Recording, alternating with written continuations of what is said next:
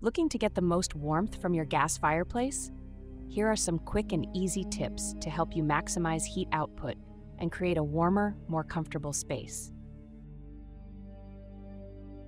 First, consider installing a fireplace blower.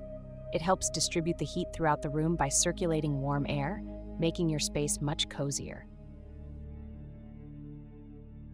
Next, don't forget to adjust the thermostat or flame height. Higher settings can increase the heat output, giving you that extra warmth when you need it. Make use of your ceiling fans. Set them to rotate clockwise on a low speed during the winter to push the warm air down and keep it circulating.